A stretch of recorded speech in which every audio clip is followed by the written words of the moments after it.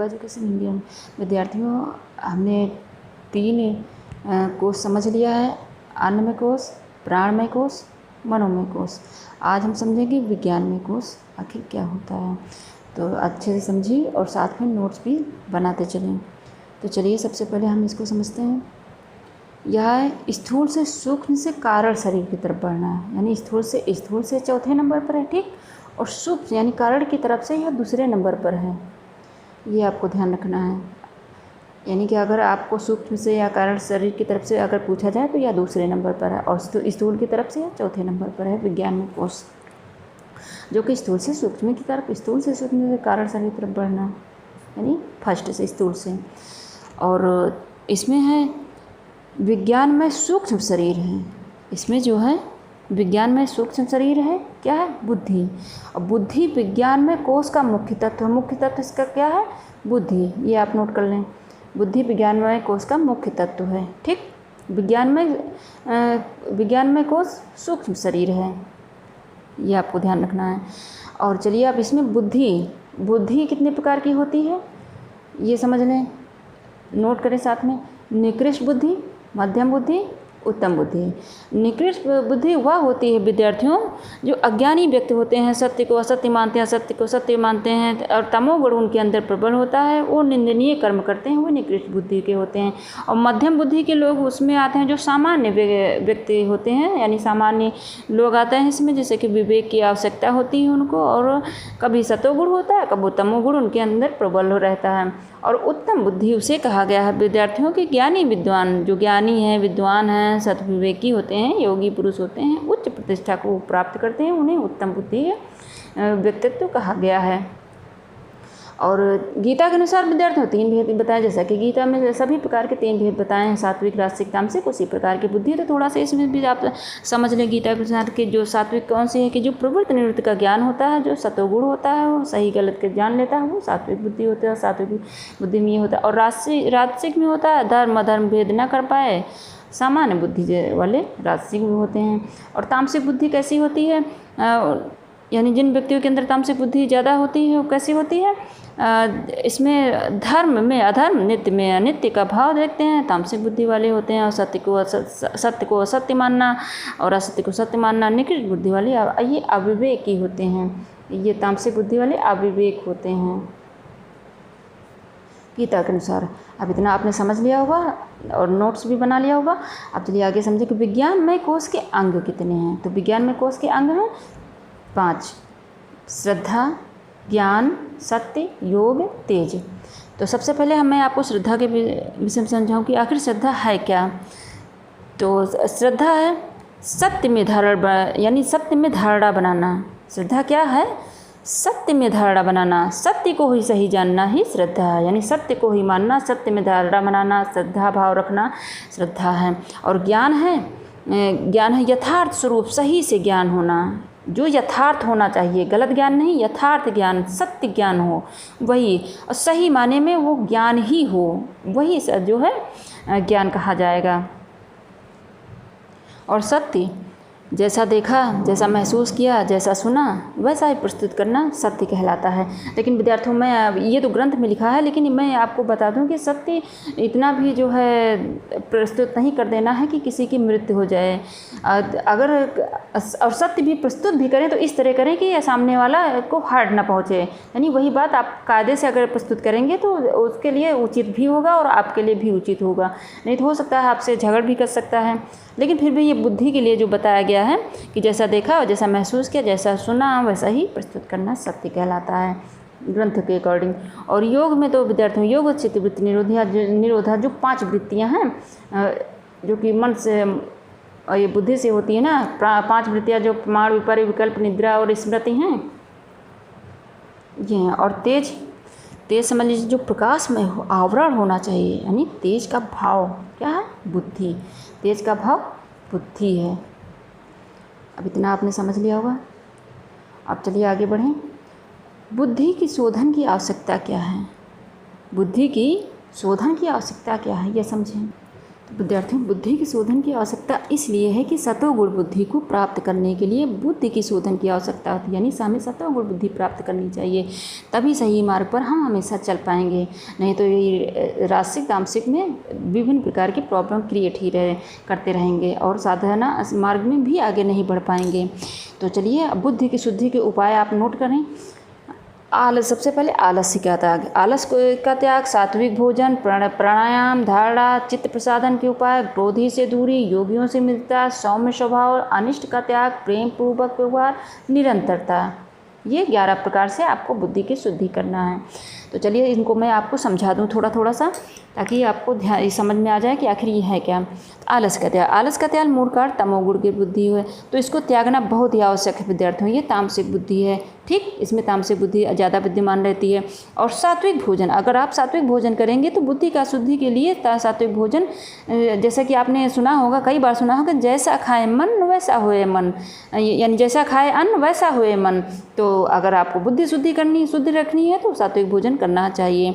और प्राणायाम हो गया, बुद्धि की शुद्धि के लिए प्राणायाम करना चाहिए आपको, और इसको करने से बुद्धि का मुँह यानी मल, बुद्धि का जो ये अज्ञानता का आवरण रहता है, ये प्राणायाम के द्वारा ही छीड़ हो जाता है, समाप्त हो जाता है। तो इसलिए प्राणायाम अवश्य करना चाहिए आपको। और धारणा, चित्त को एक स्थान पर लगाए रखना, वो भी कैसे, श्रद्धा भाव से आपको लगाना है, ये आपको ध्यान रखना। ये नहीं कि बस आप उसी पर ध्यान रखें कि बस उसी पर धारणा लगा रहे हैं, ऐसा नहीं, श्रद्धा भाव उसमें अवश्य होना चाहिए, तभी तो बुद्धि शुद्ध होगी। और चित्त प्रसादन के उपाय का अपनाना चाहिए, जो मैंने पिछले वीडियो में भी आपको बताया। चित्त को प्रसन्न रखने के चित्त प्रसादन का विद्यार्थियों बहुत ही आवश्यक है, हर क्षेत्र में है। अगर आप विद्यार्थी नहीं भी तब भी अगर अपने जीवन में सफलतापूर्वक अपना जीवन यापन करना चाहते हो तो चित्त प्रसादन का उपाय करना बहुत आवश्यक है। यही भावना, इसी को भावना चतुष्ट भी कहते हैं। अगर कहीं लिखा हो भावना चतुष्ट तो आप इसको यही समझेंगे कि जो है यही चित्त प्रसादन के उपाय के बारे में ही पूछा जा रहा है। यानी अब इसको आप नोट करना हो नोट कर सकते हैं इस जगह पर। मैत्री, करुणा, मुदिता, उपेक्षा, यानी मैत्री, करुणा, मुदिता, उपेक्षा चित्त प्रसादन के उपाय हैं। और इसमें और तभी चित्त का प्रसन्न होगा जब ये रखेंगे, मैत्री, करुणा, मुदिता, उपेक्षा भाव रखेंगे। चलिए, अब क्रोधी से दूरी। विद्यार्थियों, क्रोधी से दूरी बहुत आवश्यक है, क्योंकि क्रोधी सर्वथा दूरी बनाए रखें, क्योंकि ये जो क्रोधी व्यक्ति है पता नहीं कब आपका जो है अनिष्ट कर दे, पता नहीं कैसे विचार हों उसके, किस प्रकार से आपसे वह वार्ता कर बैठे, आपका मन खराब हो जाए। तो क्रोधी व्यक्ति से तो हमेशा सदैव दूरी बनाए रखना चाहिए। और योगियों से मित्रता आपको करनी चाहिए। जब योगियों से मित्रता करेंगे तो उसका जब मित्रता का भाव रहेगा तो आपकी कालुष्य नहीं पैदा होगा, आपके मन में किसी भी प्रकार की बुद्धि आपकी शुद्ध होगी। और सौम्य स्वभाव होना चाहिए आपके स्वभाव में, किसी भी प्रकार की कठोरता नहीं होनी चाहिए, यानी आपका स्वभाव सरल होना चाहिए, किसी को आपके स्वभाव के कारण परेशानी ना उठानी हो पड़े। और अनिष्ट का त्याग है, आपको अनिष्ट का त्याग करना है, यानी अकल्याणकारी, जो कि आपके लिए भी नहीं है, समाज के लिए भी नहीं, किसी भी प्रकार से ये कल्याणकारी नहीं है, इसका त्याग करना चाहिए। जो है अकल्याणकारी कार्य को त्यागना चाहिए, हमेशा नहीं करना चाहिए इसको। और प्रेम पूर्वक व्यवहार दूसरों से करना चाहिए और उसमें किसी के प्रति राग द्वेष ना रखें, केवल प्रेम ही आपको रखना है, यार ध्यान रखना है। और निरंतरता विद्यार्थियों, ये तो बहुत इंपॉर्टेंट है, निरंतरता। जो ये कार्य मैंने आपको बताया कि शुद्धि किस प्रकार से करनी है, तो उसमें निरंतरता बनाए। ये नहीं कि आपने एक दिन कर लिया, उसके बाद जो है कहें कि चलो अच्छा 2-4 दिन कर लिए बस हो गया, इतना, ऐसा नहीं है। आपको हमेशा इसका पालन करना चाहिए, हमेशा ऐसा भाव रखना चाहिए, तभी आपकी बुद्धि शुद्धि होगी।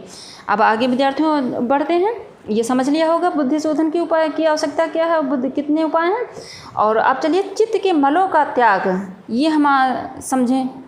चित्त के मलों का त्याग विद्यार्थियों, इसमें है राग, ईर्ष्या, परोपकार, सूया, द्वेष, अमरस, ये 6 हैं। तो सबसे पहले आप 6 राग को समझ लें। राग है विषय भोग को बार बार भोगने की इच्छा हो, ठीक, ना उससे दूर रहें, त्याग दें। अगर जो राग है ये सब मल ही तो हैं, चित्त के मल ही हैं। पतंजलि ऋषि ने चित्त के मलों को होते दूर करने के लिए बताया गया है, और उन्होंने यही तो बताया चित्त के मलों को हमें दूर करना है, तो राग को दूर करना है। जैसे भी आपने जो कुछ भी खाया पिया या जो आपको पसंद हो, जिसमें आसक्ति हो, उससे दूर रहे, उसको ध्यान ही नहीं देना चाहिए, उस पर दूर रहना चाहिए, उसको त्याग देना चाहिए। विषय भोग बार बार भोगने की जो इच्छा हो रही है आपकी, उसको त्याग देना चाहिए, यही राग है। और ईर्ष्या है विद्यार्थियों, ये तो बहुत मैंने पढ़ के दूसरे की तरक्की से जलन होना जो होता है, इसको बहुत ज़रूरी है त्यागना। नहीं तो हम आपके जो है आप अपने कार्यों पर ध्यान भी नहीं दे पाएंगे और आप प्रोग्रेस भी नहीं कर पाएंगे और बस दूसरे से ईर्ष्या ही करते रहेंगे। इसको तो बहुत ज़रूरी है त्याग देना। और इस साधना मार्ग में भी और सामान्य जीवन में भी ईर्ष्या नहीं होनी चाहिए किसी के प्रति। परोपकार विद्यार्थियों, परोपकार चिकित्सा, यानी ये है परोपकार चिकित्सा। तीसरा, इसका अर्थ होता है किसी का अनुपकार, उपकार नहीं, अनुपकार करने की भावना करना, इसका भी त्याग करना है विद्यार्थियों। दुष्टता को त्याग करना है, यानी किसी को कष्ट पहुंचाने के विषय में नहीं सोचना है आपको। और सूया का अर्थ है विद्यार्थियों दूसरों के गुण को देखकर दोषारोपण करना, यह भी त्यागना है आपको। यानी दूसरा व्यक्ति के अंदर कोई गुण है तो आप उसको देखें तो आप हमारे जलन के और प्रॉब्लम में आप जो है बोलें कि अरे नहीं ये है, उसके गुण की बुराई करें। और किसी में जो है दोष है तो उसकी बड़ी प्रशंसा करें, ये गलत है, ये सूया के अंतर्गत है। तो इसको आपको त्यागना ही होगा। आपको ही प्रॉब्लम होगी, दूसरे को हो या ना हो, लेकिन आपको ही जरूर होगी। द्वेष, बदले के भाव नहीं होना चाहिए, अपने मन में नहीं रखना चाहिए, क्षमा का भाव रखना चाहिए। अमरस का अर्थ होता है विद्यार्थियों अपमान का बदलना। जैसे कभी कहीं किसी ने कुछ कह दिया हो, कहीं किसी प्रकार से आपने अपमान महसूस किया हो, तो उसको क्षमा कर देना चाहिए, भूल जाना चाहिए, ध्यान ही नहीं देना चाहिए इन सब चीज़ों पर। यानी अपमान का बदलने की कोशिश करना, यह भी त्यागना है आपको, बिल्कुल त्याग देना है। तभी तो आप जो है साधना मार्ग में आगे बढ़ पाएंगे। अब चलिए आप समझें कि विज्ञान में शुद्धि के लाभ हो, समझ लें। नोट करना चाहें तो नोट कर सकते हैं, नहीं ऐसे ही समझ लें आप कि विज्ञान में शुद्धि के लाभ क्या हैं। बहुत ध्यान से आप समझिएगा। आनंदमय कोश में परिणित होंगे। जब विज्ञान में शुद्धि के लाभ यानी शुद्ध हो जाएगी, विज्ञान में शुद्ध में पारंगता आपको हासिल हो जाएगी, कंप्लीट हो जाएगा, तो आपको आनंदमय कोश में आप परिवर्तित हो जाएंगे, जो कि ये चौथे नंबर का है और ये 5वें नंबर का है। और बुद्धि सही कार्य करेगी तो मोक्ष मार्ग में परिणित हो जाएंगे। कितना इम्पॉर्टेंट है, अगर बुद्धि सही कार्य करेगी तो मोक्ष मार्ग में भी आप परिणित हो जाएंगे। और मोक्ष की प्राप्ति में जो अवरोध होते हैं समाप्त हो जाएंगे विद्यार्थियों। तो एक जीवन का चरम लक्ष्य क्या होगा, यानी एक जीवन का लक्ष्य क्या होगा, चरम लक्ष्य को प्राप्ति, यानी मोक्ष को प्राप्ति। आप मोक्ष को प्राप्त होंगे, यानी चरम लक्ष्य क्या हुआ, कैवल भी कह सकते हैं, निर्वाण भी कह सकते हैं, कुछ भी आप इसको कह सकते हैं, उसकी प्राप्ति हो जाएगी जब आनंदमय कोश को में परिणित हो सकेंगे। यानी वहाँ तक पहुँच सकेंगे कि मोक्ष के एकदम नज़दीक हो जाएंगे। तो और आनंदमय कोश के विषय में आपको मैं आगे जो है आने वाले वीडियो में समझाऊंगी। तो आशा करती हूँ आपको अच्छे से समझ में आ गया होगा। जहाँ कहीं ना समझ में आया कमेंट बॉक्स में शेयर करें, मैं आपको दोबारा समझा दूँगी। और अगर मेरे चैनल पर नए हैं तो सबसे पहले मेरे चैनल को सब्सक्राइब करें। जहाँ कहीं भी ना समझ में आए ज़रूर से ज़रूर कमेंट के द्वारा पूछें। और विद्यार्थियों अपने साथ साथ अपने इष्ट मित्रों को भी शेयर करना मत भूलिएगा, ताकि आपके साथ साथ उनको भी ज्ञानवर्धक वीडियो प्राप्त होता रहे। धन्यवाद।